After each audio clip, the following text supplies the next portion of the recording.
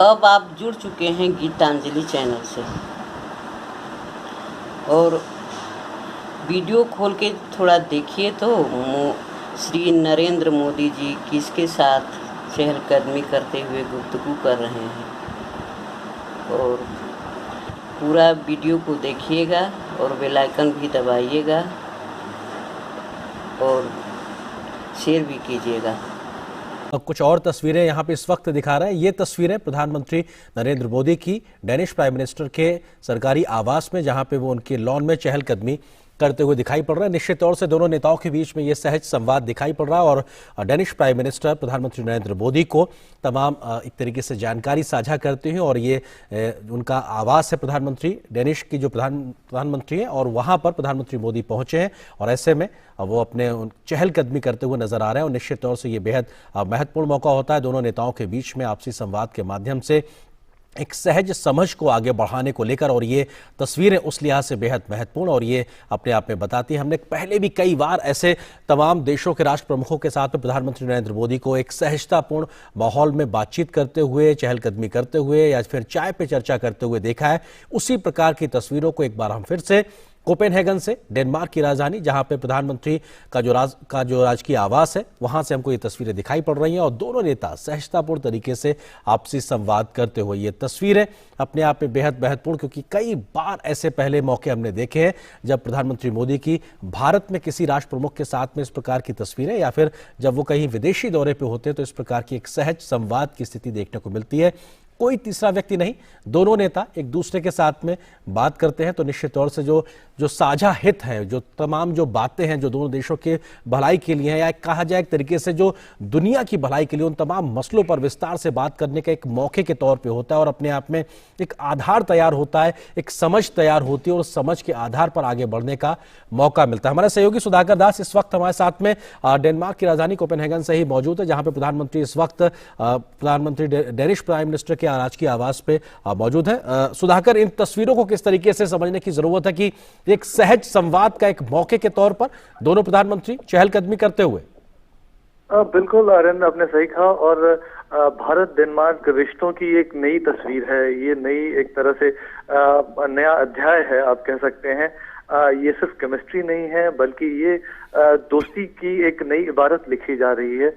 जिस सहज तरीके से दोनों नेता संवाद कर रहे हैं, और हम देख सकते हैं कि एक इनफॉर्मल तरीके से, और ये एक दूसरे को समझने समझाने की कोशिश।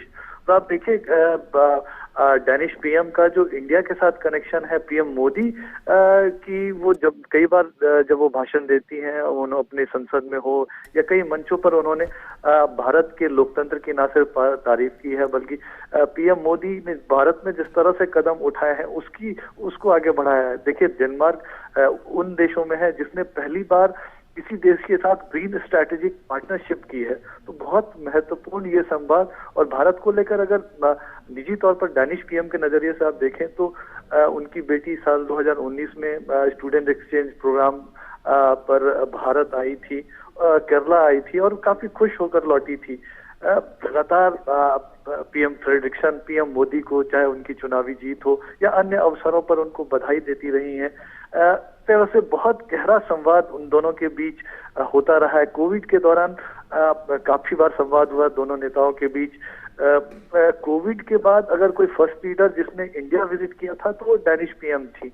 तो आप समझ सकते हैं कितना आत्मीय संबंध दोनों नेताओं के बीच है, और जाहिर तौर पर इस संबंध की वजह से भारत डेनमार्क रिश्तों को एक तरह से न सिर्फ मजबूती मिल रही है, बल्कि एक नया अध्याय भी उसकी वजह से लिखा जा रहा है। जी जी आर्यन। सुधाकर, ये जो एक आपसी समझ होती है दो देशों के राष्ट्र प्रमुखों के तौर पे, जब वो एक सहज संवाद करते हैं, ये कितना एक मददगार एक आधार तैयार करता है उस ठोस बातचीत के लिए जो अब से कुछ देर बाद शिष्टमंडल स्तर के आधार पे होगी। क्योंकि एक नेताओं के बीच की समझ, देशों के एक दूसरे की जो हित है उसके बारे में, एक दूसरे के बारे में कंसर्न्स को समझना, ये एक तरीके से मौका देता है आगे बढ़ने के लिए, जमीन तैयार करने के लिए। बिल्कुल। देखिए, हम जानते हैं कि पीएम मोदी किस हम्बल बैकग्राउंड से आते हैं, किस तरह से गरीबी में उनका संघर्षों में जीवन बीता, और आज वो जो कुछ भी कर रहे हैं उसमें कहीं ना कहीं जो समाज में सबसे निचले पायदान पर जो व्यक्ति है उसमें आत्मविश्वास भरने की कोशिश रहती है उनकी तमाम नीतियों में। और अगर डैनिश पीएम की भी बात करें आर्यन, तो वो भी काफी हम्बल बैकग्राउंड से रही हैं। उनके पिता एक टाइपोग्राफर थे, उनकी माताजी एक टीचर थी। तो निश्चित तौर पर ये दोनों ऐसे नेता हैं जो जमीनी जो समस्याएं हैं उनको समझते हैं, उनको दूर करने का तरीका जानते हैं, और शायद यही वजह है कि दोनों नेताओं के बीच इस तरह की एक जो बेहतर केमिस्ट्री बनी है। और निश्चित तौर पर लगातार 2020 में ग्रीन स्ट्रेटेजिक पार्टनरशिप भारत के साथ हुआ था डेनमार्क का। उसके बाद साल 2021 में डैनिश पीएम ने भारत विजिट किया था। हमने देखा कि किस तरह से अगले 5 वर्षों के लिए ग्रीन स्ट्रेटेजिक पार्टनरशिप को आगे बढ़ाया जाए, उसमें क्या short term long term goals हो सकते हैं उसको तय किया गया है। और आगे ये जो एक इनफॉर्मल संवाद है, ये दोनों नेताओं के बीच संवाद को, समझ को तो आगे बढ़ाएगा ही, बल्कि डाउन द लाइन आप देखें तो जो पूरा तंत्र है, कई तरह के मैकेनिज्म है, उस मैकेनिज्म में भी एक नई जान फूकेगा, और उनको एक तरह से ये संदेश संकेत जाएगा कि हमको नई ऊर्जा के साथ इन संबंधों को मजबूत बनाने के लिए, इसको आगे बढ़ाने के लिए और नई सदी के जरूरतों के हिसाब से वैश्विक चुनौतियों का सामना करने के लिए तैयार करना होगा, उस दोस्ती को और भी मजबूत करना होगा। तो ये एक बड़ा संदेश जाएगा, तो उसका बहुत ज्यादा फायदा मिलने वाला है। आर्यन, सुधाकर, जो हम तस्वीरों में देख पा रहे हैं, खिली हुई धूप और चारों ओर हरियाली, और क्योंकि हम डेनमार्क को एक ग्रीन पार्टनर के तरीके से देखते हैं, और ये महज एक सुखद संयोग ही हम कहेंगे कि संभवतः डेनमार्क के प्रधानमंत्री ने जो परिधान धारण किया हुआ वो भी लगभग हरे रंग के तरीके से, तो निश्चित तौर से एक जो सहयोग का जो बड़ा आधार है वो भी कहीं ना कहीं एक ग्रीन पार्टनर के तरीके से लगाता है, और फोकस भी हमको नजर आ रहा है। और शायद ज्यादा बड़ी हम तरीके से हेडलाइन भी उसी नजरिए से देखेंगे जहां पे ग्रीन कोऑपरेशन में एक बढ़ते हुए सहयोग को हम देख पाएंगे। जी बिल्कुल। और अब देखिए आनंद, एयरपोर्ट पे किस तरह से डैनिश पीएम वो पहुंची, उन्होंने पीएम मोदी का स्वागत किया। घर पर वो अपने हस्बैंड के साथ, पति के साथ उन्होंने पीएम मोदी को रिसीव किया। तो वो कोई भी मौका नहीं छोड़ना चाहती हैं। पीएम मोदी कंफर्टेबल रहे, और एक तरह से देखिए जरूर ये दौरा औपचारिक होता है, लेकिन ये एक अनौपचारिक मुलाकात। आप किसी घर पर किसी अतिथि को बुलाते हैं तो आप कोई कसर नहीं छोड़ना चाहते हैं कि अतिथि के स्वागत में, सम्मान में, और शायद यही चीजें हम इस वक्त देख रहे हैं। और जाहिर तौर पर इस संवाद का जो बहुत असर, अब हम जानते हैं कि अगर जब पर्यावरण की बात होती है, आज जब क्लाइमेट चेंज की बात होती है, वैश्विक चुनौतियों की इससे रिलेटेड बात होती है, तो भारत की बात होती है, पीएम मोदी की बात होती है। पेरिस समझौते को जिस तरह से लेटर स्पिरिट में भारत ने आगे बढ़ाया है, जिस तरह से पीएम मोदी का कमिटमेंट रिन्यूएबल एनर्जी को लेकर है, सिर्फ कमिटमेंट ही नहीं है, भारत ने 2022 तक के जो रिन्यूएबल एनर्जी के लक्ष्य को चाहे हासिल किया हो, चाहे साल 2030 तक 40% से ज्यादा जो रिन्यूएबल एनर्जी का जो कंपोनेंट ऊर्जा एनर्जी सिक्योरिटी में रहने वाला है, तो एक बहुत महत्वपूर्ण है। तो एक तरफ इंटरनेशनल सोलर अलायंस जैसे गठबंधन है, CDRI जैसे गठबंधनों को भी आगे बढ़ाया जा रहा है। तो बहुत महत्वपूर्ण, पीएम मोदी ये जो प्रयास कर रहे हैं सिर्फ भारत के लिए नहीं, नए भारत, आत्मनिर्भर भारत के लिए नहीं है, बल्कि दुनिया को भी ये एक तरह से रास्ता दिखा रहा है। और शायद ये बात डेनमार्क के लोग, डेनमार्क के जो लीडर्स हैं इस बात को समझते हैं।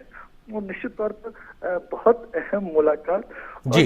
जाहिर तौर पर अभी जो बातचीत हो रही है, तो मुझे जरूर लगता है कि द्विपक्षीय संबंधों को लेकर बातचीत तो हो ही रही होगी, बल्कि एक तरह से अब कैसे एक और नई चांद फूंक सकते हैं। एक नई शुरुआत पहले ही हो चुकी है, और लेकिन उसकी रफ्तार और कैसे बढ़ाई जा सके, उसमें और भी एलिमेंट्स कैसे जोड़े जा सके, उसकी चर्चा हो रही होगी। सुधाकर, आप हमारे साथ बने रहिए। खास मेहमान हमारे साथ विवेक मिश्रा जी भी बने हुए, फेलो ORF के।